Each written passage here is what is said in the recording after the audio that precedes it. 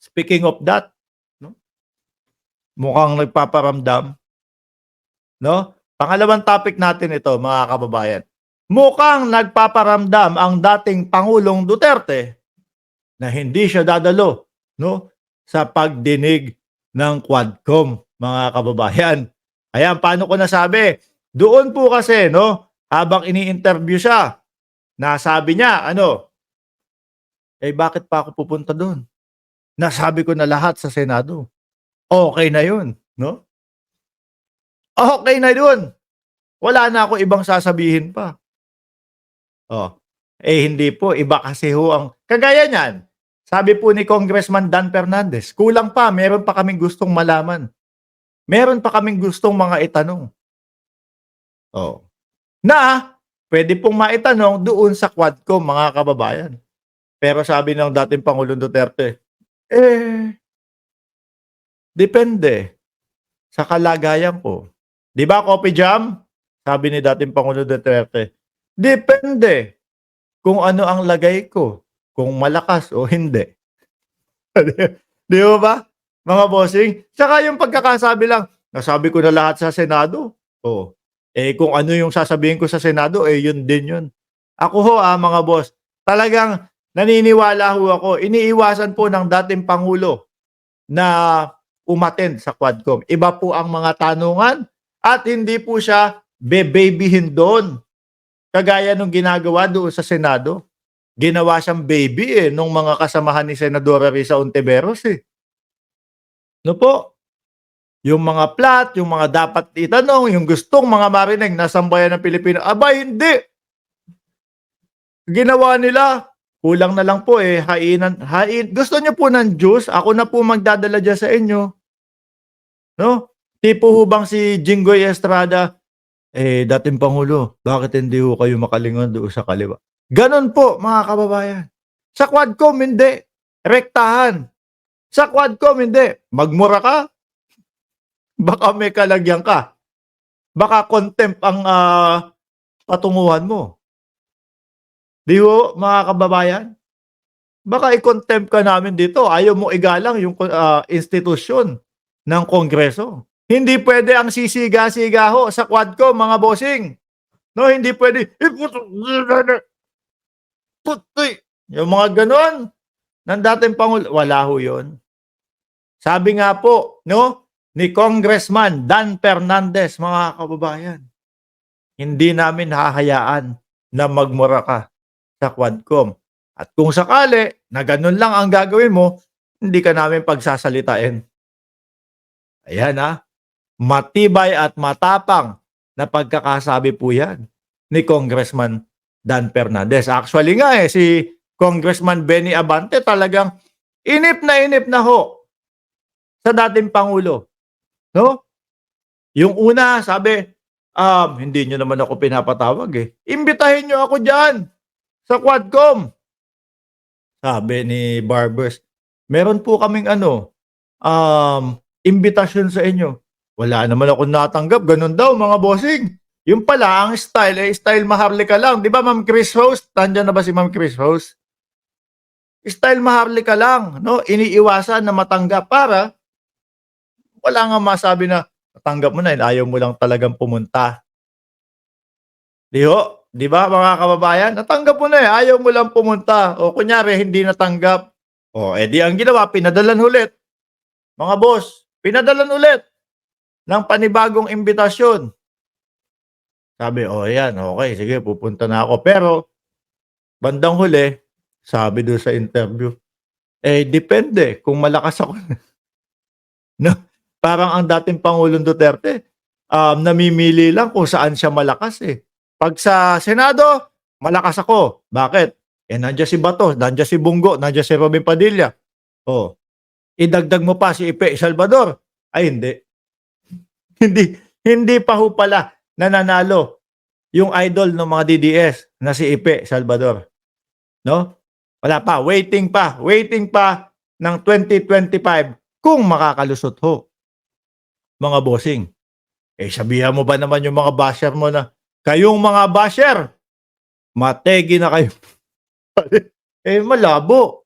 Di ba? Hindi pala pwedeng batikos itong tumatakbo ng senador na ito, eh. Oh, malabo ho. Kaya malakas ang loob ng dating Pangulong Duterte doon sa Senado, nandoon yung mga kakampi niya. Binoy, Bato, no? Tolentino. Alam niyo po mga kababayan, doon sa Senate Blue Ribbon Committee, hindi pa ho nag-uumpisa ha.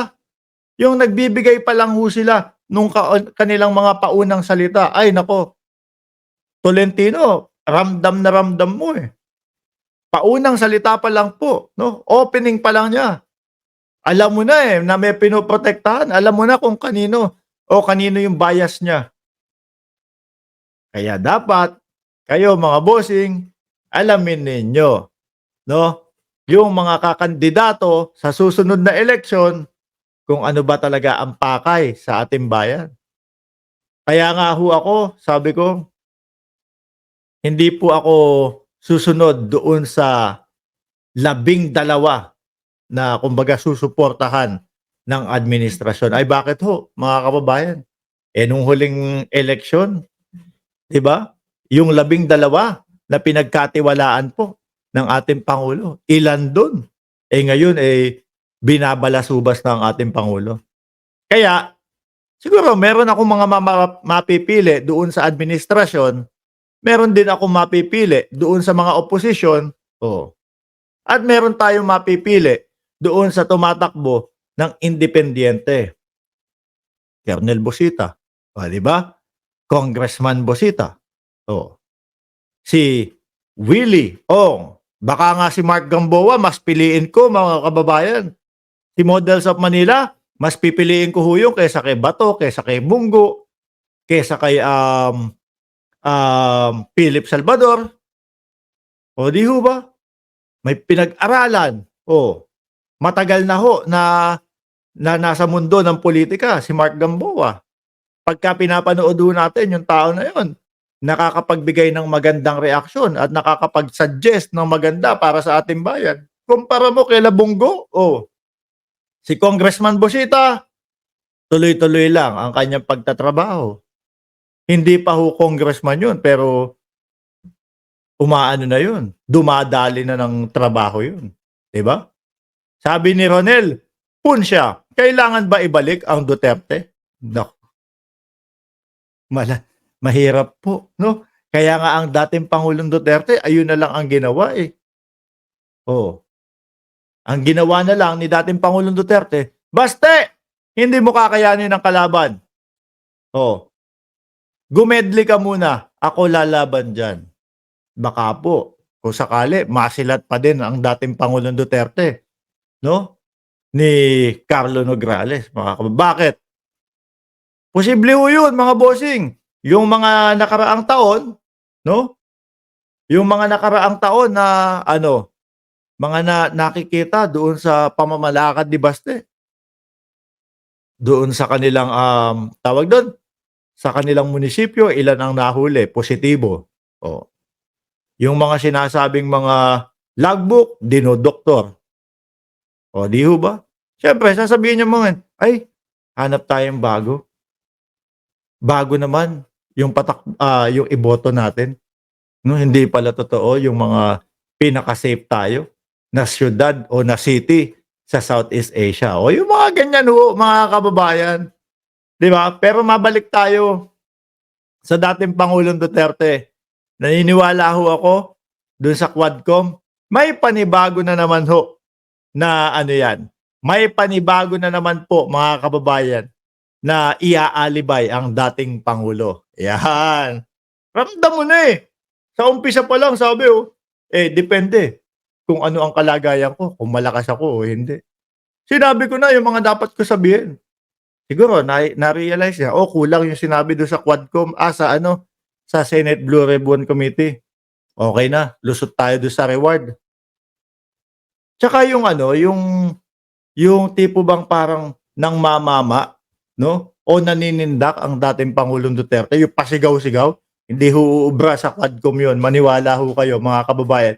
Meron nga doon isang kongresista May isang kongresista ng Maynila, ano tawag kay dating Pangulong Duterte? Salot daw. Salot daw. Si Duterte hindi hero. Si Duterte hindi batas. Oh, si Duterte salot, sabi nung sabi nung isang mambabatas na taga Maynila ho, mga kababayan. Sabi ni, "Saan ka punta? To the moon." Pa-shoutout Mark. Lalo Lola Malu magbanwa ng Rodriguez Rizal. Marcos loyalist. Ayan. Lola Malu, shoutout po sa inyo ng Rodriguez Rizal. Okay. Anyway, mga bossing, dumako ho tayo sa ating pangatlong